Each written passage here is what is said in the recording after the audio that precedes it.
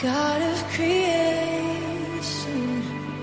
there at the start, before the beginning of time.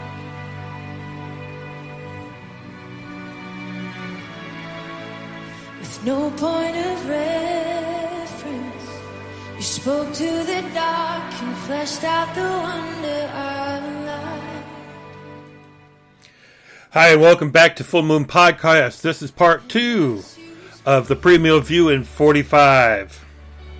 100 billion galaxies are born in the vapor of your breath, the planets form. I am your host, Stephen Whitsitt, and this is a production of Elisha's Bones Ministries. I can see your heart in everything you've made. Every burning star, a signal fire of grace. If creation sings your praises so loud. Hey, welcome back. I'm sure you were able to hear for part 1. I'm picking up right kind of where I left off before we go straight into the Great White Throne Judgment. We want to talk about this quote-unquote Day of the Lord coming from 2 Peter 3. And let's get right into it. With no further ado. Peter states this is the second letter that I'm writing to you. Beloved, both of them stirring up your sincere mind by remembering. Then that you should remember the predictions of the holy prophets and the commandment of the Lord Savior through his apostles, knowing first of all that scoffers will come in the last days, scoffing, following their own sinful desires. Now, I looked it up in the Greek. Scoffers scoffing is kind of what the idea comes across in there. These people are scoffers. They laugh at Christ. They laugh at all things Christian, of course, but then it goes a little bit deeper. These that left the idea that Christ will return one day. They just follow their own sinful desires, right?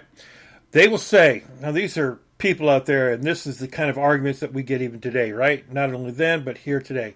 Where is the promise of his coming? So we're talking about now his coming, his day of his coming.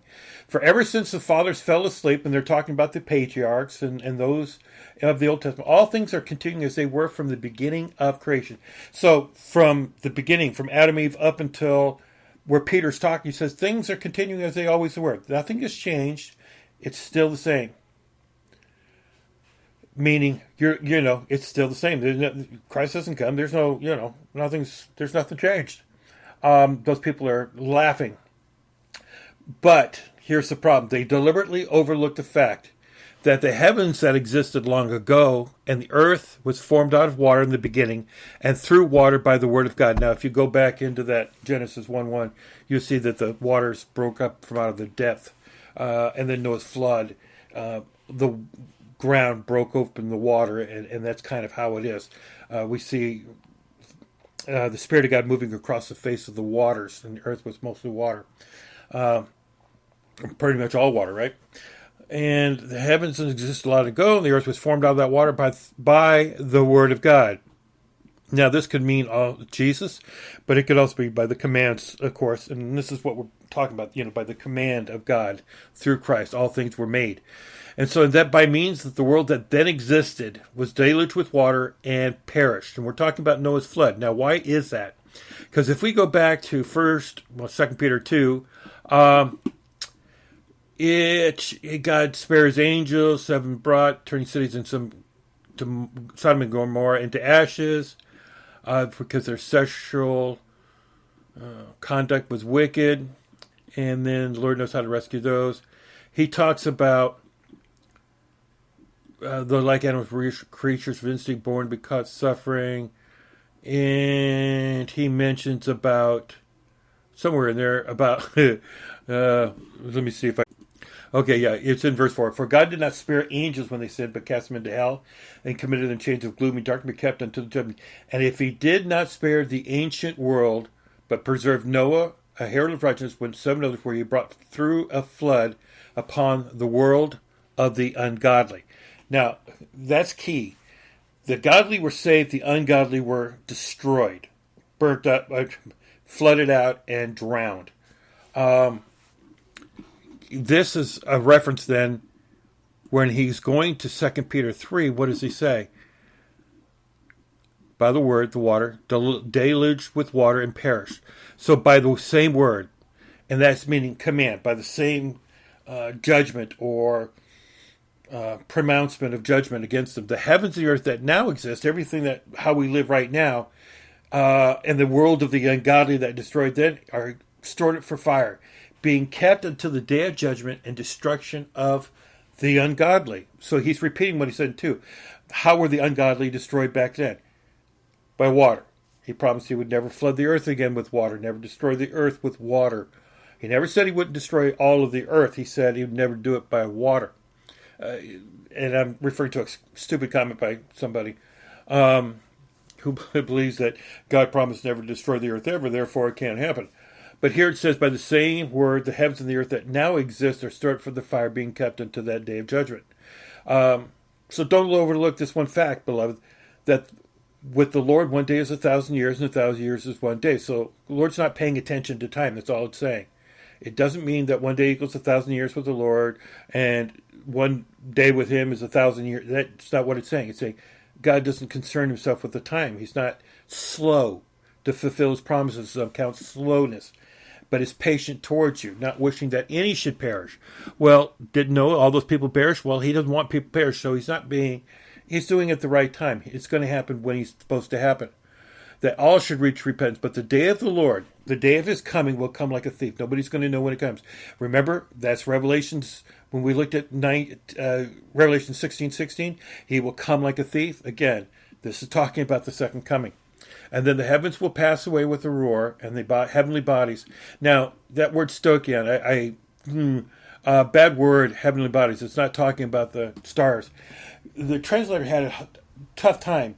Can it be used for something then different than elements? The elements of the language, elements of this, element. It's always used to be the elements of something. So what are the elements of the heavens and the earth? So the elements of the earth is really what it's trying to get across here. The heavens will pass away, the sky and all that will be burned up and dissolved. So ocean burns, kind of a thing. Pyroclastic flow. I mean, it burns everything.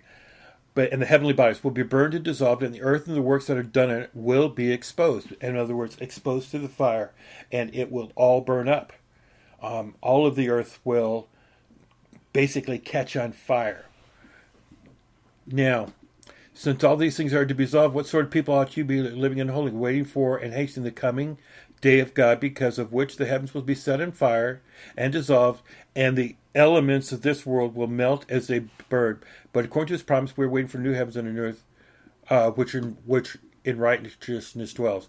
So this fire is being kept in the day of judgment and destruction of the ungodly, not the godly. It's the same thing. Now, where am I looking at this from?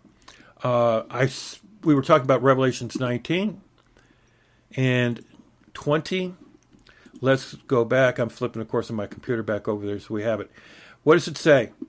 The camp of the saints, beloved, but the fire came down. When they surrounded, the fire came down and consumed them. Who? The ungodly. And the devil who had deceived him was thrown into the lake of the fire. Okay, the fire would consume, in the same way water did, all of the ungodly. All the works would completely be burnt up and starting over. Like a forest fire, when it catches fire, all the debris turns into ash and becomes fertilizer for new plant growth and new life to spring forth. And that's kind of the idea. So the elements that were used to make up our buildings, the wood, the concrete, everything, this stuff is all going to be melted away and burned away, because what we're looking for is a restoration of creation to where it was good when He first made it, and to return back to that garden, Garden of Eden is what you could say. So that is the process of what's going on. But in the narrative here, it goes down then to Revelations 2011. I saw, if the world is all burnt up, and all the Christians that are alive there, they have been the resurrected ones. They're the ones who are been changed. They are immortal, imperishable. They're living with Christ. So this judgment comes up there. Immediately what's happened is they're taken into heaven. Now, remember, at the end of that 1,000 years, when all these things is when the second resurrection takes place of the unjust. So this is what's going to talk about, is what's going to happen with them.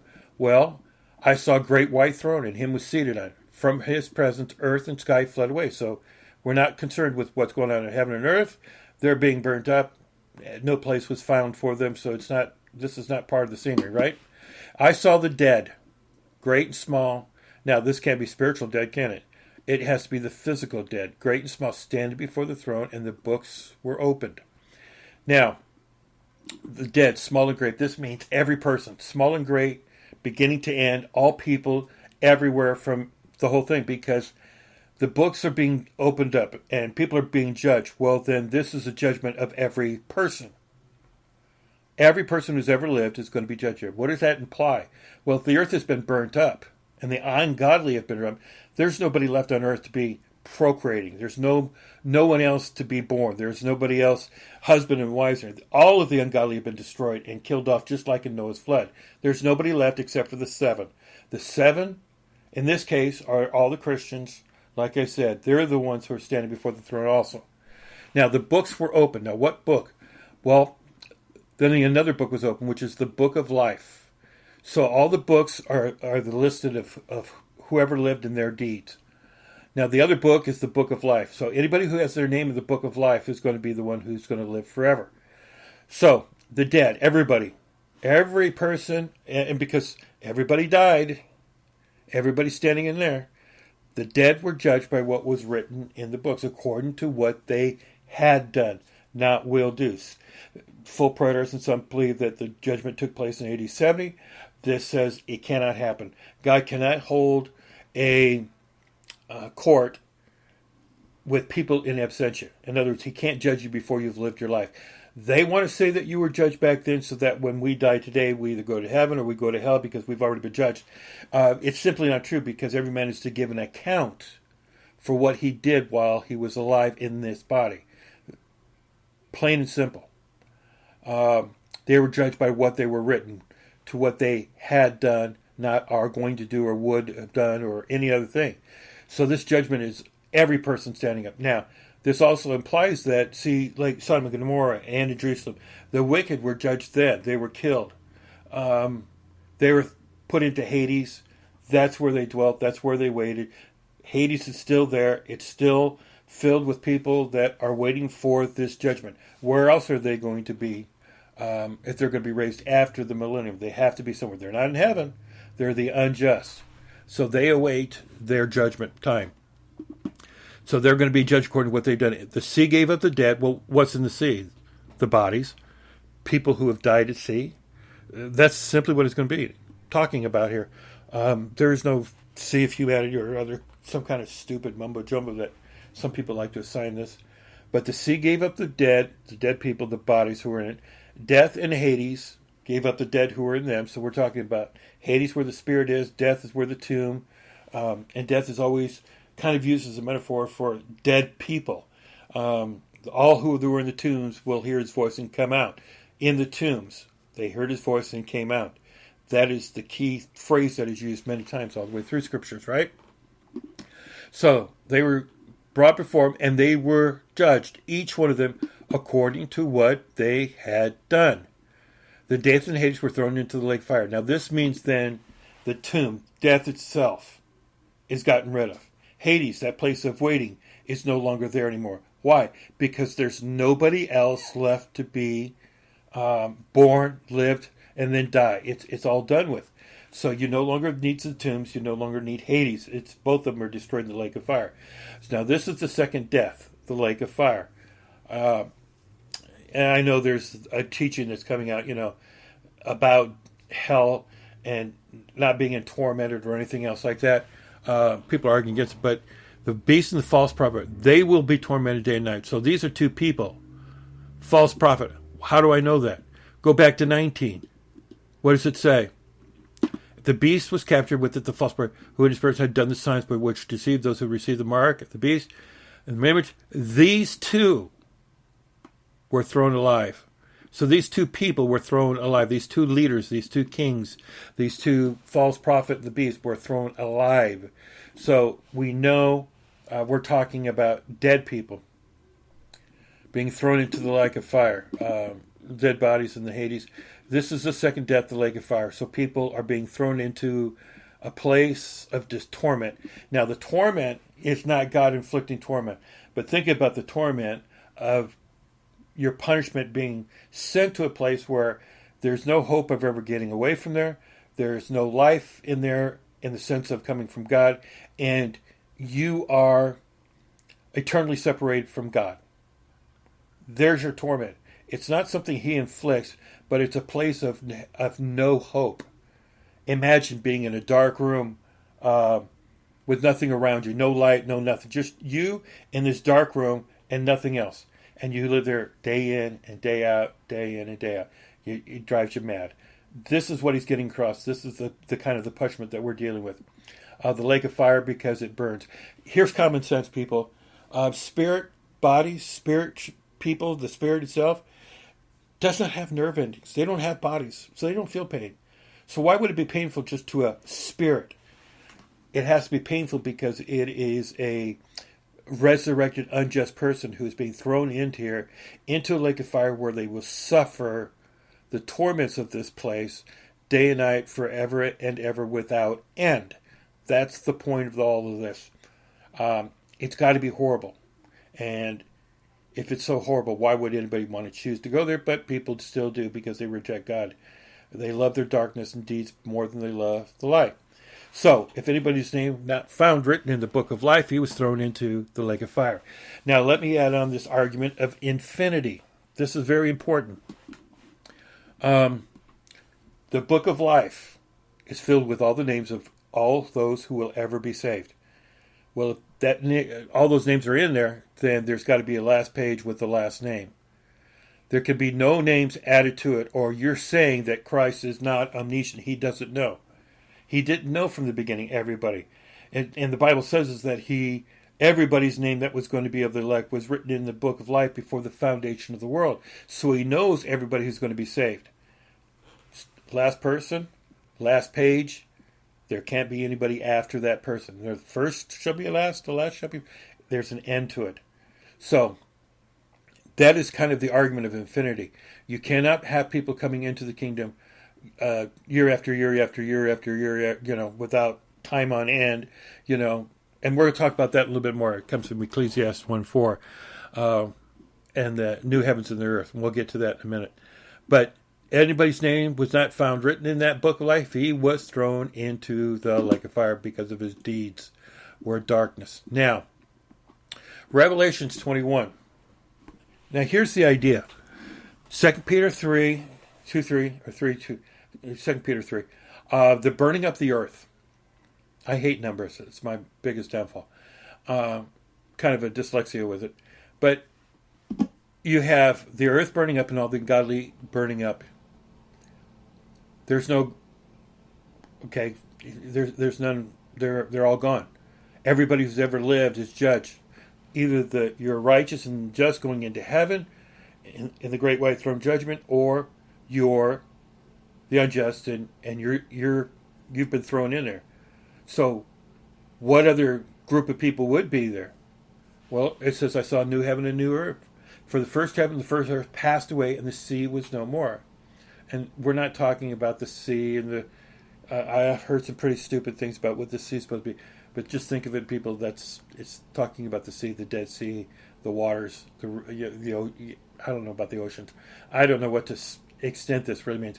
And it kind of really one of these things that really baffles me, kind of the thing, because I hope there's big oceans where we still get to see whales and orcas and fish and all that. I mean, it's just too beautiful, God, to say, okay, no more fish, whatever. It's just all land. I find that hard to accept. So I don't know what he means by "and the sea was no more." All right. And I saw the holy city, the new Jerusalem, coming down out of heaven. Now, what I would understand is some people say the dimensions here are so big, man. This earth would be so big. I mean, how in the world can this new... Well, folks, there's nothing in there that says when he recreates this earth and makes it brand new, that he doesn't make it bigger. and better. Well, if there's no more sea, there's something going on with this landmass, the earth, and everything being burnt up. I have to believe this thing is completely recreated in a glorious, beautiful way. And so the holy city, the New Jerusalem coming down out of heaven, prepared for the throne, is the dwelling place of God. And it's the idea that the church, all the righteous that were in heaven, they're the ones now coming back to this restored earth. That word new heaven, new earth is kanos. It means to be made like new, not found like this before. So the heavenly earth, not found like this before. It's something that's completely refashioned from the same one. And there's no idea that the earth is completely destroyed completely and there's nothing left of it. And so God has to create it ex nihilo or find another rock and make another planet. That idea is not there. It just means this planet is being reshaped. Now, so in this new heavens, with it being earth, we're all in heaven after the great white throne. It says we then all come down. We are the New Jerusalem. We are the city of God. Cities are made up of people. So it is the people that are coming down from out of heaven, from God, prepared as a bride or adorned for her husband. Okay, so we're coming down out of heaven to this earth. We're meeting him, her husband. We are the ones that are the other part of the marriage imagery, right? And I heard a loud voice from the throne said, "Behold, the dwelling place of God is with man." And this is not being spiritual. This is not something, well, we've been dwelling with God, spiritually since 70 AD. No. He will dwell with them and they will be his people.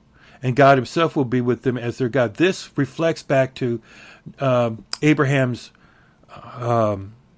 the covenant made with Abraham. Remember, I will be your God, you will be my people. But the difference here is I will dwell with them. I will tabernacle with them. Okay, the tabernacle in the wilderness, isn't that where God's presence dwelt? And the presence would come down and fill the temple, but they would be there. Well, this is coming across that God is dwelling with God like in the garden. He will dwell with them, and they will be his people. And God himself will be with them as their God.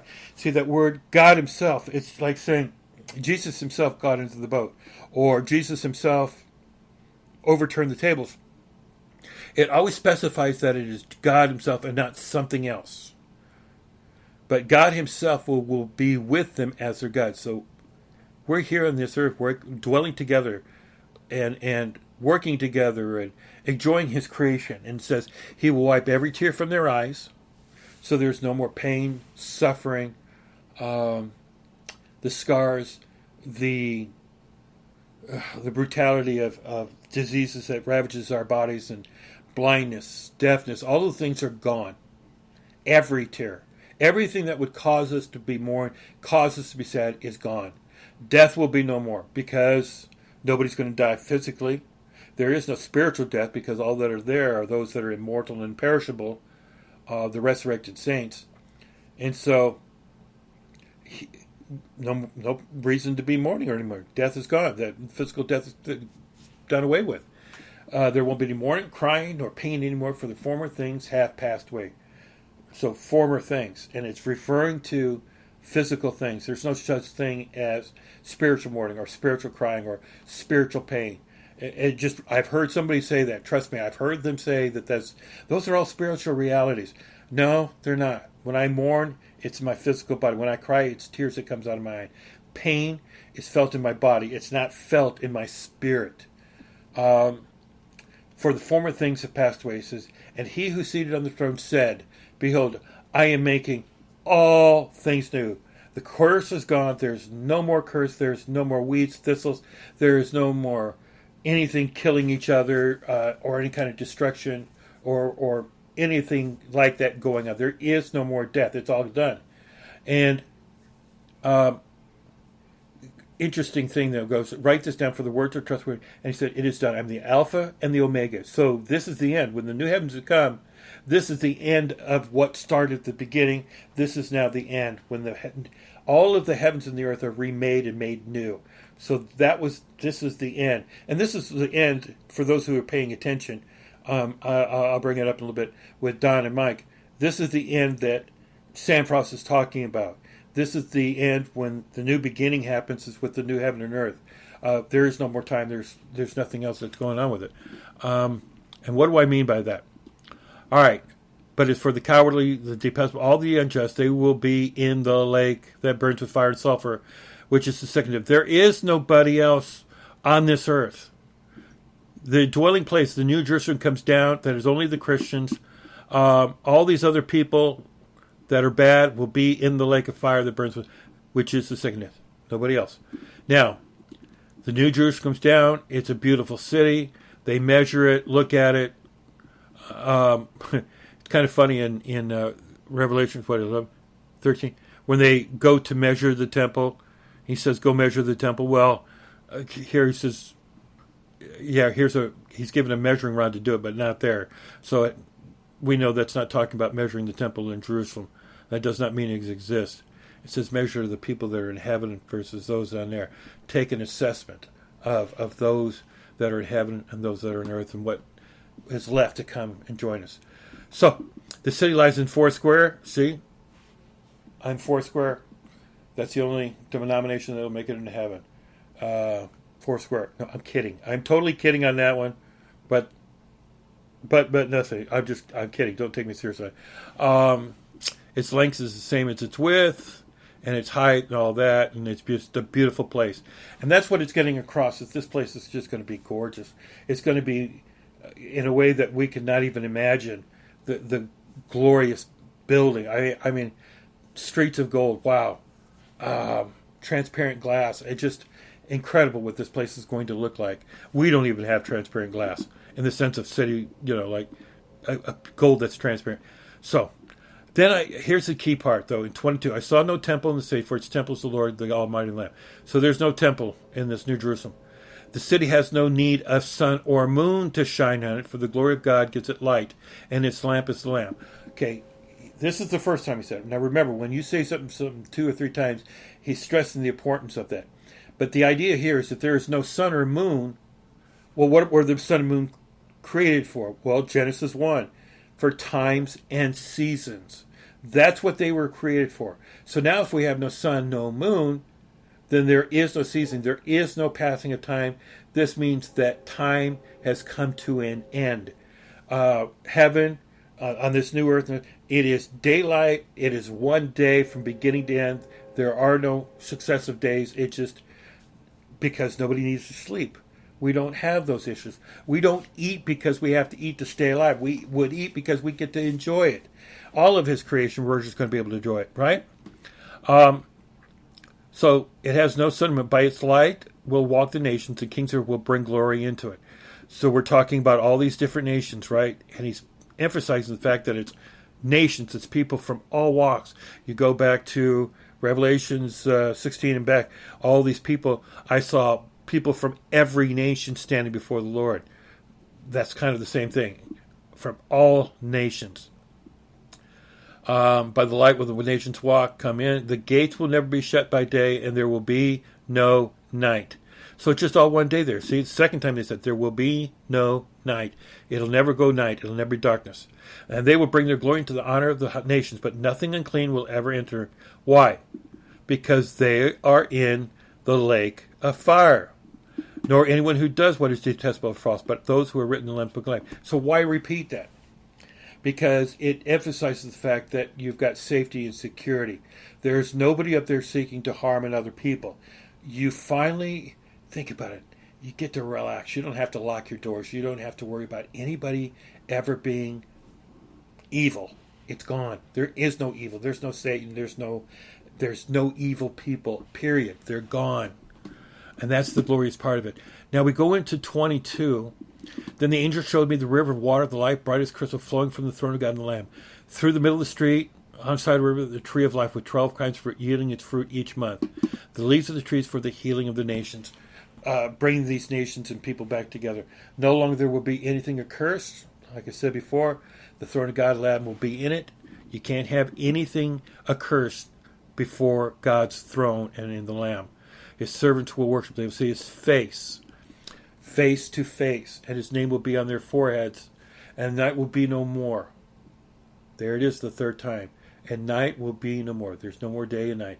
They will need no light of the lamp of the sun, for the Lord God will be their light, and they will reign forever and ever. So that cuts off the visions in the narrative. Now the next part goes on to other things. Behold, I'm coming soon. Outside are the evildoers. That's right. Book and to let the evil still do evil. In other words, this is the situation is right now. But when I come, that's what's going to come to an end. Now, I'm limited time, and so I go to Isaiah 65 is what I want to do. Now, and here's the reason for going to Isaiah 65. It says and it talks about the new heavens and the new earth.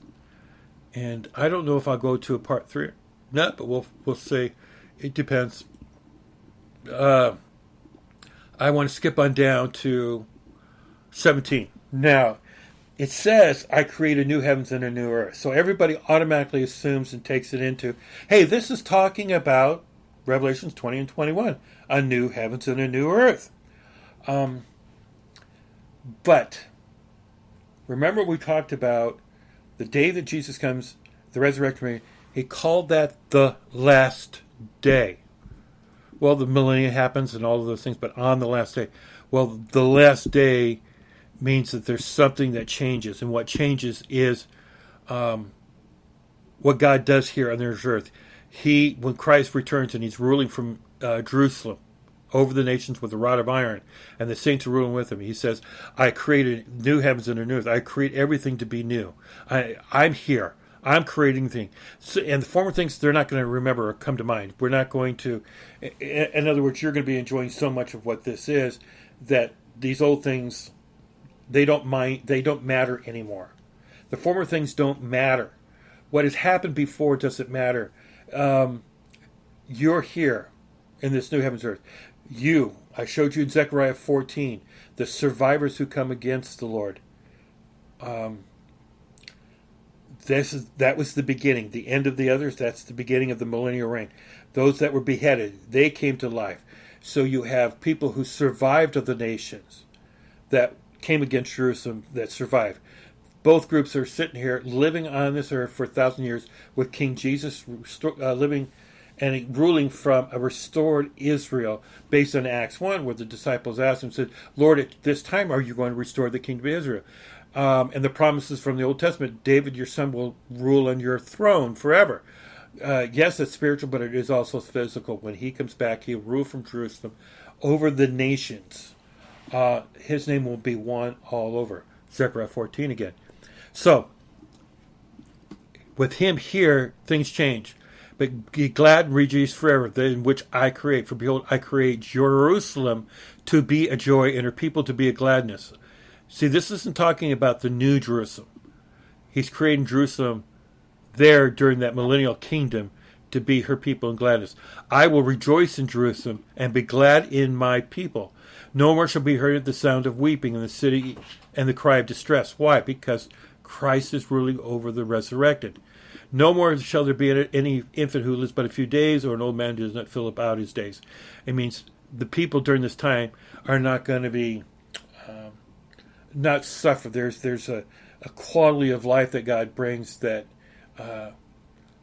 death, in the sense of its nastiness, is gone. People will still die, but the quality of life will be much better. The sinner, 100 years old, shall be accursed. See, there will be sinners. There will be good people who do things. Those ungodly people are still going to be there during this millennium. They shall build houses and inhabit them. We're not building houses during in heaven, and we got the New Jerusalem. He has a mansion made for us. Why would we have to build houses in the new heavens and the earth? That's just ridiculous. He's got the house built. We're living on this earth. We don't have to plant vineyards and eat the fruit anymore. We don't have to. God, how did it work in the Garden of Eden? God planted everything. It was there. He spoke and it happened. But here we're going to plant. These are the differences between the new heavens, earth, and the millennial. This is why this is talking about the millennial and not the new heavens and earth of Revelation 20:21. They shall not build, another inhabit. They shall not plant, another eat. Nobody's stealing from each other. For like the days of a tree, that the days of my people be, and my children shall long enjoy for the work of their. Like a tree, what happens? A tree grows up, it lives its whole full life out. Where? What? With its roots in one spot. They shall not labor in vain, or bear children for calamity. In other words, your children are not destined for hunger and sickness and disease and things like this. They're not going to. God is the one who's going to be taking care of it. And this is not in the sense of the heaven where it's gone. For the righteous, it's gone. It's gone from us who have been resurrected. Those that are there, that will still be there. Remember, judgment will still come on those if they don't come year after year to worship the King. So, but his children will not bear a calamity. This is the Hesedi. For they shall be the offspring of the blessed of the Lord, and their descendants with them. Okay, and it's not talking about. Again, see, the resurrected, immortal, and perishable are not given in marriage. So this is, again, talking about the survivors of the war who are still living there. They're going to be growing. They're going to be descendants of those people. Again, so that when at the end of the millennium, what happens, we talked about? They gather again. They are deceived. They are gathered again at the... deceived by Satan together, and there's so many of them, it's like the sand of the sea. They're just countless millions of them. And this is kind of what it's point, because they are deceived. And they're descendants, but this is talking about millennium period. Before they call, I will answer. While they're speaking, I will hear. God will be there paying attention to them. The wolf and the lamb shall graze together. The lion shall eat straws like the ox, and dust shall be the serpent's food. Peace among the animals. They shall not hurt or destroy all my holy mountain. And this is talking about Jerusalem, people. Then Isaiah 66. Before she was in labor, she gave birth. Before her pain came upon her, she delivered a son. And who heard such a thing? Point of birth, it's talking about Christianity, I think. Rejoice with Jerusalem, be glad for you, all you who love her. Rejoice with her in joy, all you mourn over her, that you being nursed and beside from her consoling breast, that you may drink deeply with delight from her glorious abundance, right? Go down to verse 15. For behold, the Lord will come in fire in his chariots like the whirlwind, to render his anger and fury, and his rebuke with flames. This is his second coming. For by the fire will the Lord enter into judgment by his sword with all flesh, and those slain by the Lord shall be many, against the ungodly. Okay? Go to the gardens following when once eating pig's flesh and the abomination and mice, and come to an end together, declare, for I know their works, their thoughts, and their deeds. Right? And some of them I will take for priests and for Levites, says the Lord. Declare my glory among the nations, that bring all your brothers from all the nations. They will bring all your brothers from all nations as an offering to the Lord, the horses, chariots, and litters, mules, to my holy mountain, says the Lord. Just as the Israelites bring their grain offerings to clean vessels to the house of the Lord. And so them also I will take for priests and for Levites, says the Lord, among the people. This is not a reestablishing of the Levitical system. It's not. But they would have seen it in Isaiah as a restoration of glory, of returning to something that they were familiar with. So he's using language that they can identify with. For as the new heavens and the earth that I make shall remain before me, says the Lord, so shall your offspring and your name remain. From new moon to new moon, from Sabbath to Sabbath. Days. It's talking about days. Again, in the new heavens and the earth of 2020, there are no moon. There is no days. All flesh shall come to worship before me, declares the Lord. Again, Zechariah 14, 16? Those that survive will come year after year to worship me. They shall go out and look on the dead bodies of the men who rebelled against me, for their worms shall not die, their fire shall not be quenched, and they shall be an abhorrence to all flesh. So, 65, 66, we are talking about the millennial reign. Even in 64, no, burned by fire. It leads up to that. But you get the idea there. That's why most scholars, let's see, the pre-mill ones, of course, deal with it. Otherwise, these concepts of turning your sword into a plowshare and all of those other imageries has nothing to do with the new heavens and earth. It all has to do with the quality of life that will happen during the millennial reign. Christ is on earth, straightening this mess out, putting things back together, showing righteous from the evil, and still people will be deceived at the end. Meaning, here God is living with people face to face, in a sense, Jesus is, and people still will reject him. Shows the depravity of the human mind for people to love darkness more than that. And that's kind of what it's bringing out. So, we've talked, I'm looking at my notes. Isaiah 46, 9 through 10. Remember the former things of old, for I am God, and there is no other. I am God, and there is none like me, declaring the end from the beginning, from the ancient times, things not yet done, saying, my counsel shall stand, and I will accomplish all my purpose. Well, if God's got a plan, it's got a time of fulfillment. That time of fulfillment, of Omega, beginning and the end. Isaiah 41:4, who has performed and done this, called in the generation from the beginning, I, the Lord, the first, and with the last, I am he. That last day is the day of his coming, which triggers the millennial, and then at the end of that is the great white throne judgment. Everything changes. The great last day is the day of his coming. All right, guys, I know you have questions. You can put them down there. I think I'll try to pay attention and listen to them and answer anything you might have. But this is just to give you an idea of how the pre-mill works. I've heard so many different questions about things. I mean, if everybody's resurrected, how can they have kids? Or how in the world, what are they coming back to earth for if they're all in heaven? Why do they need bodies if they're in heaven? Why do we need bodies? Well, we need bodies because we're going to, during the middle, we're going to rule and reign with him on earth. And if you're going to be on earth, you need a body. And then in the heavens and the earth, when this earth is remade, we're going to need bodies. But these are glorified bodies. They're glorified. He will change our lowly body to be like his glorious body. And we will be transformed. It's the redemption of the body. It was for in this hope we were saved. Because man is body, soul, and spirit.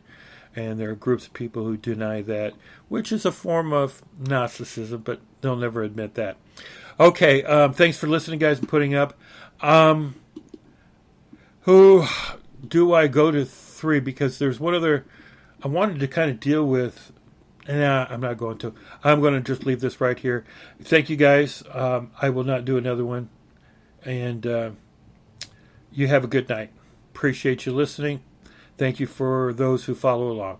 Let's go back to the music and Hillsong.